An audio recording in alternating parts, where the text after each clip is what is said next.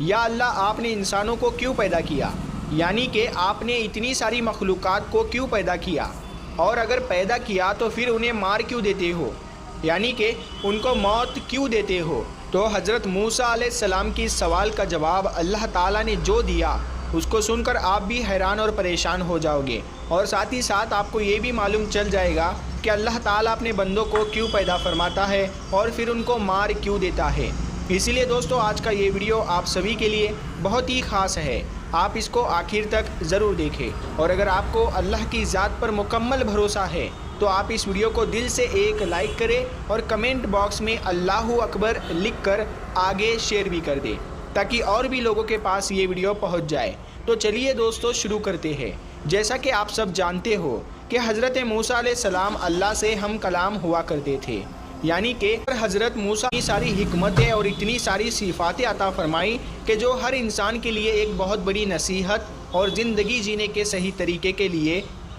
بہت ہی فائدہ مند ہے۔ دوستو ایک مرتبہ حضرت موسیٰ علیہ السلام نے اللہ تعالیٰ سے سوال کیا، اے اللہ آپ لوگوں کو پیدا کرتے ہو اور پھر ان کو مار دیتے ہو، ان میں آپ کی کیا حکمت ہے، یعنی کہ آپ ایسا کیوں کرتے ہو؟ تو یہ سن کر اللہ تعالیٰ نے حضرت موسیٰ علیہ السلام کو حکم دیا کہ اے موسیٰ تم کھیتی بو دو۔ حضرت موسیٰ علیہ السلام نے اللہ کے حکم سے کھیتی کرنا شروع کیا۔ کچھ دنوں کے بعد میں جب وہ کھیتی تیار ہو گئی تو حضرت موسیٰ علیہ السلام نے اس کو کاٹ دیا۔ تو یہ دیکھ کر اللہ تعالیٰ نے حضرت موسیٰ علیہ السلام سے فرمایا، اے موسیٰ تم نے خود ہی کھیتی بوئی اور پھر تم نے خود ہی اس کو کیوں کاٹ ڈالا؟ یہ سن کر حضرت موسیٰ علیہ السلام نے عرض کیا، یا اللہ کھیتی کے پکنے پر اس میں دانہ اور بھوسا تھا اور دونوں کو ملا جلا کر رکھنا مناسب نہیں تھا، اسی لیے حکمت کا تقاضا یہی ہے کہ ان دونوں کو جدا جدا کر دیا جائے۔ یہ سن کر اللہ نے حضرت موسیٰ علیہ السلام سے پوچھا، اے موسیٰ تم نے یہ عقل کہاں سے حاصل کی؟ تو حضرت موسیٰ علیہ السلام نے کہا، اللہ تعالیٰ سے عرض کیا، یا الہی میری یہ دانش مندی اور یہ عقل سب آپ نے ہی عطا کی ہے۔ یہ سن کر اللہ تعالیٰ نے فرمایا، اے موسیٰ پھر یہ دانش مندی مجھ میں کیوں نہ ہوگی؟ اے موسیٰ دیکھو انسانوں کی روحیں دو قسم کی ہوتی ہے، ان میں ایک روح پاک ہے اور ایک روح ناپاک ہے، اور ہر انسان جسم ایک رتبے کے نہیں ہوتے ہیں۔ کسی کے جسم میں موتی کی طرح پاک اور صاف روح ہے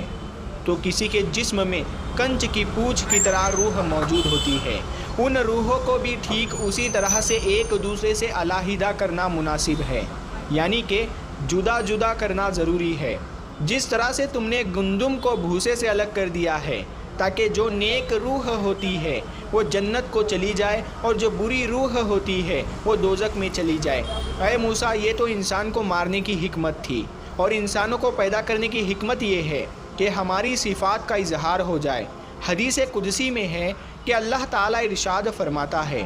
کہ میں ایک پوشیدہ خزانہ تھا،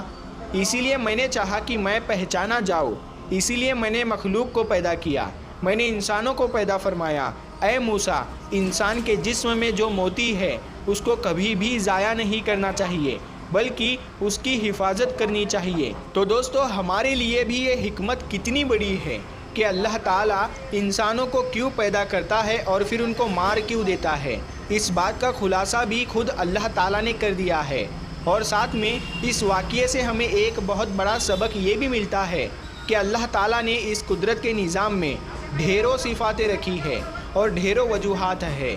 جسے کوئی بھی انسان نہیں سمجھ سکتا ہے، اسی لیے ہمیں کبھی بھی کسی بات کے لیے اللہ سے کوئی سوال نہیں کرنا چاہیے، کیونکہ یاد رکھے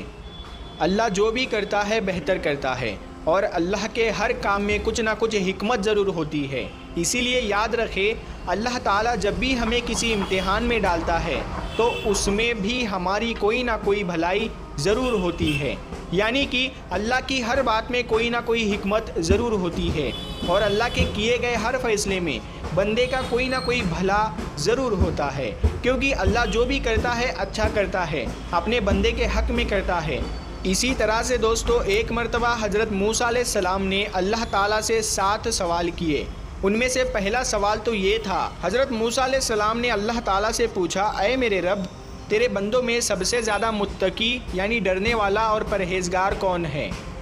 اللہ تعالیٰ نے ارشاد فرمایا، وہ شخص جو اللہ کا ذکر کرتا رہے اور اس کو بھولے نہیں۔ یقیناً اللہ سے ڈرنے والا وہی شخص ہوتا ہے جو صرف مسجد کے اندر ہی نہیں بلکہ مسجد کے باہر بھی اللہ کو یاد رکھے، یعنی عام معاملات، خوشی اور غم میں بھی اللہ کو نہ بھولے بلکہ ہر قدم اللہ کی رضا کے مطابق ہی اٹھے۔ دوسرا سوال حضرت موسیٰ علیہ السلام نے پوچھا، اے میرے رب، تیرے بندوں میں سب سے زیادہ صحیح راستے پر کون ہے؟ اللہ تعالیٰ نے ارشاد فرمایا،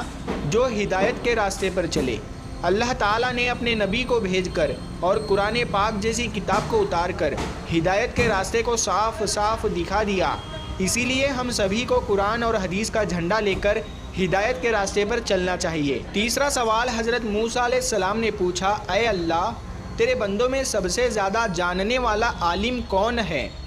اللہ تعالیٰ نے ارشاد فرمایا، عالم وہ ہے جس کا پیٹ علم سے نہیں بھرتا، جس کے اندر علم کی پیاس کبھی نہ بجھے، بلکہ وہ ہر دن نئی چیزوں کو سیکھنے کی کوشش کرے اور مرتے دم تک سیکھتا رہے، یہی عالم ہے، نہ کہ وہ جس نے علم سیکھا پھر سیکھنے اور سکھانے سے اس کا کوئی تعلق نہیں۔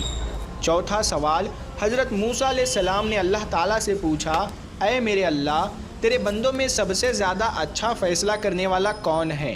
اللہ تعالیٰ نے ارشاد فرمایا، وہ شخص جو لوگوں کو وہی حکم دیتا ہے جو اپنے آپ کو دیتا ہے، وہ کام جو کسی نے نہ کیا ہو اور دوسروں کو اس کے کرنے کا مشورہ دیتا ہو، ایسا آدمی صحیح فیصلہ نہیں دے سکتا۔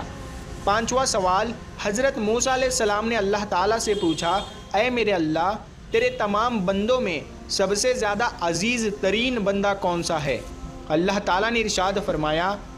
وہ شخص جو بدلہ لینے کی طاقت رکھتا ہو لیکن پھر بھی بدلہ نہ لے اور سامنے والے کو معاف کر دے، ایسا وہی کر سکتا ہے جس کے اندر صبر برداشت کرنے کی طاقت ہو، کیونکہ جب کوئی آپ کو تکلیف پہنچائے تو بدلے میں آپ بھی اسے تکلیف دینا چاہتے ہیں، لیکن بدلہ لینے کے بجائے جو معاف کر دے، ایسا شخص اللہ کا سب سے عزیز بندہ ہے۔